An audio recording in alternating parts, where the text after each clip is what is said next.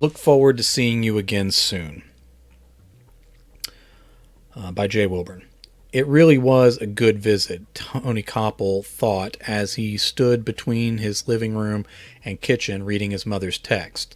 When the text first came through, it had been less than an hour since she'd left. Okay. No, I'm not going to change anything.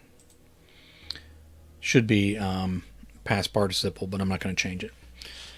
Since she left, so either she had driven 200 miles an hour due south between Flagstaff and Phoenix, or she wasn't home yet. Thanks for the great visit. I'm stopping for gas. We'll drop by the grocery store before I get home. Thanks again for having me. I'm glad you're back in Arizona. Rose. Mom always signed her text messages with her name like it was a note card. Never Mom, always Rose. He smiled and texted back, look forward to seeing you again soon. He pocketed his phone and entered the kitchen, but then couldn't remember what he came here for. Probably food, maybe a drink. But he stood there waiting for his brain to come up with his last kitchen-related thought. That's when the unease first set in. There was no real reason for him to fear something was going to happen to his mother on this particular trip home, but the omen clung hard to the dark and shadowy parts of his mind.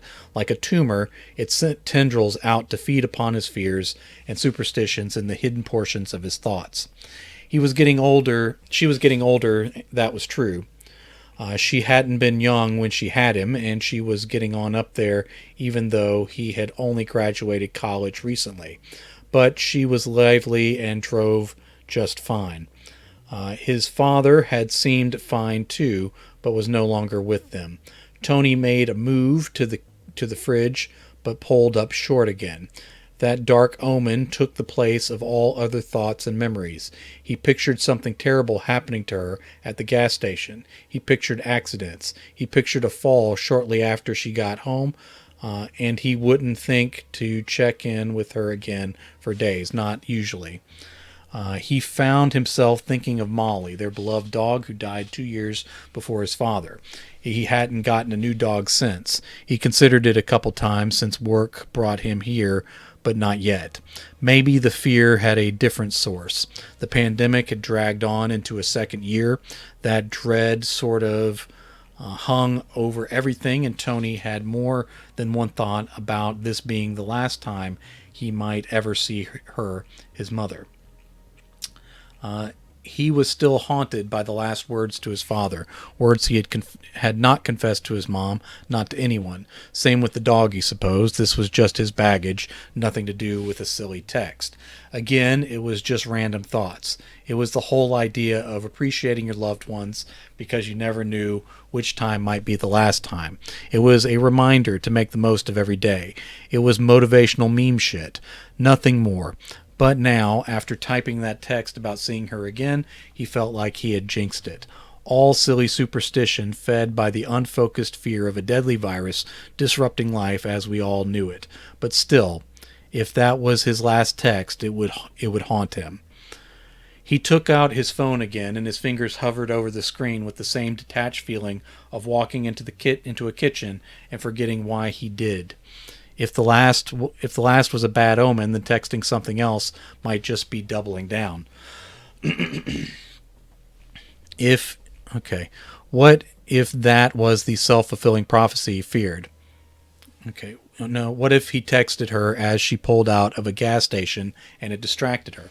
What if that was the self-fulfilling prophecy he feared? Sometimes people's hearts just stopped on them, dogs too, out of your control. He almost put his phone away, but texted anyway. Mom? He waited and waited. No dots came up, no response at all. That could just mean that she had already pulled away from the pumps and did not check her phone while driving. That was good. That was probably it, and he just needed to put his dark feelings away because he had no control over them anyway. But sometimes a heart betrayed you. His final text to Mom would be just that, with a question mark. He started to shake where he stood. Without much more internal debate, he took up his keys and wallet, barely remembering to lock his house on the way out. That last day with Molly, he had made sure to keep her inside and lock the door because he didn't want her in the street. And she shouldn't and she hadn't been hit by a car because he was always careful. She just wanted to come out and play because she didn't know it was a school day. He'd held her back with his foot, yelling at her, and locked her safe inside. He'd done everything he could. All these years later, this was on his distracted mind as he pulled from his designated parking spot and drove out to the highway on autopilot. His mind then lingered between all the horrible things that might have befallen his mother as a result of that last cursed text. Tony made it a couple miles down the road before he realized the pinging sound from his dash was about his seatbelt. He got it on with only slight swerves into the other lanes. The road was relatively empty, so he did not suffer for his mistake this time. But what about Mom? Why did he write that he looked forward to seeing her again, tempting fate like that? 2.5 hours. That's how long it would take him to get from. That's how long it would take for him to get to her house from his place with light traffic. But what if he passed her?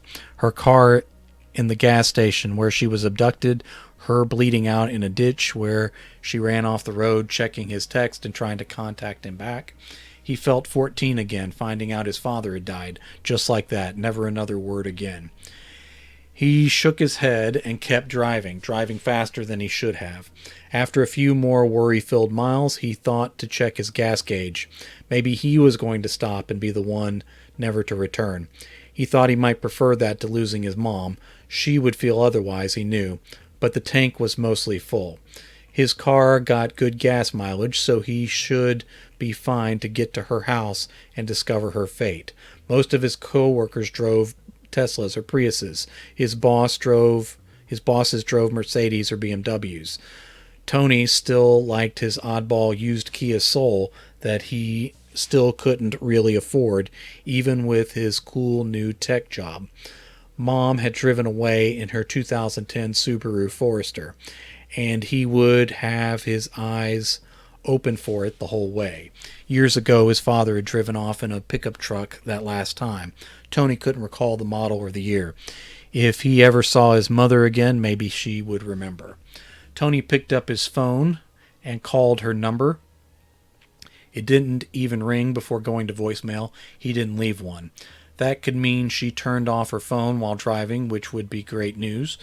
It could also mean something happened to her phone as something terrible was happening to her. His last words to Molly ran through his head. "Stop it, you stupid dog. I'll see you when I get home." But he didn't.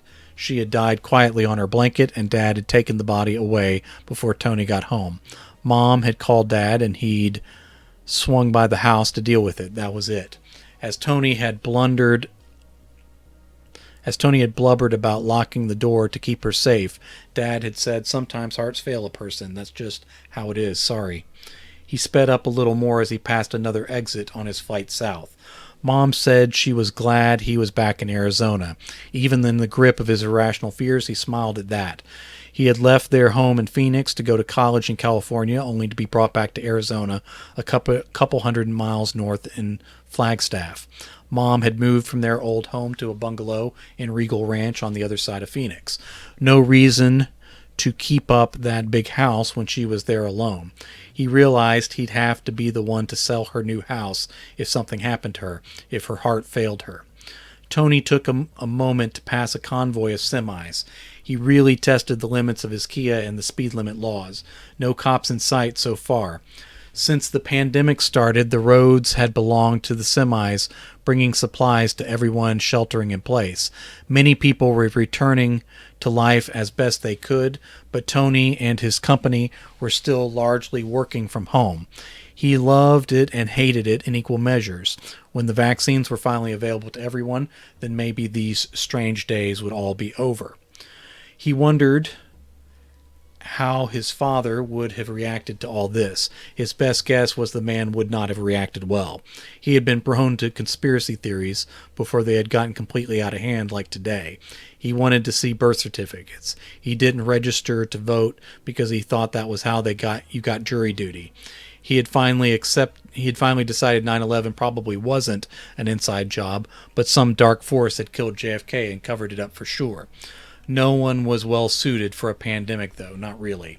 Tony did like his job, though, and liked that they took his health seriously. He hated Zoom meetings more than in-person meetings, which he still hated a great deal. The joke around the office before everything went remote was that the Republican senators had helped make Arizona desirable to all these new tech companies, but those companies taking advantage of those tax breaks brought in a lot of progressive voters who might vote out those same senators in the next election. His dad wouldn't have found that very funny at all. He passed a car parked on the side of the road at an odd angle. He almost slammed on his brakes. He knew it wasn't a Subaru even from a distance. He knew it was miles from where she would have texted about getting gas further south, but he still almost screamed to a halt to look for her body instead of the rusty abandoned sedan. A dingy t-shirt flapped in the dry winds where it was rolled up in the driver's window, and Tony raced on southward, adding to that wind as he went. He had a moment of panic as he thought he might have forgotten his masks. He wasn't one who wore them while in his car, but he was serious about following the safety rules while in public. His mother was a nurse. She worked in hospice care, but also had plenty of stories about the horrors going on in overcrowded ERs and hospitals all over the state. She had been able to get her vaccine early, being a frontline worker. He would get his as soon as he qualified for one down the road. This was one of those times when being young and perfectly healthy might be a disadvantage. The box of blue and white procedural masks were between the seats like always. He needed to order more soon if he could even get them. His father had been older than his mother by quite a bit, and that was part of why he had had that heart attack when Tony was still 14 and hateful to the man. He felt his father deserved it back then. Now he didn't know. You just never knew. Maybe that was all this extended moment of panic was about. Afraid for the world, afraid for her, afraid for himself, just afraid. He kept driving. Every exit he passed had him looking at the stations as if he might spot her vehicle on the fly. He fought the temptation to pull off and look for her at every exit. If she wasn't home when he got there, then he might do so on the way back. He passed that creepy gas station and sprawling old store that had been on that same lonely spot off the road for as long as he could remember. He'd never stopped there, and Mom probably wouldn't either, but now he was sure she had. He took his eyes off the road and looked for any sign of trouble. Big, clownish arrows, faded to pastel colors, pointed at doors. Ads for burner phones, ads for energy drinks, ads for guns, faded flags in every other window with slogans like "These colors don't run." The whole place looked like trouble. He should search that creepy lot for clues, but he knew there would be none. Whether something happened or not, there would be none. He put his eyes back on the road, reclaiming his lane, and raced south again. If he didn't find her at her house, he would have to stop there on the way back. It would be too late, though, always too late. "I hate you," he said out loud. The words were flat and empty. They held none of the power they had when he was 14. They were the last words he had ever said to his father, and he had held on to that truth ever since. That was what would always be left between them now and forever, treating the man like a stupid dog. Sometimes hearts failed a person, that was all. It was true of fathers and dogs. Maybe it was true of mothers now, too. Tony wiped his eyes and drove on because there was nothing else he could do.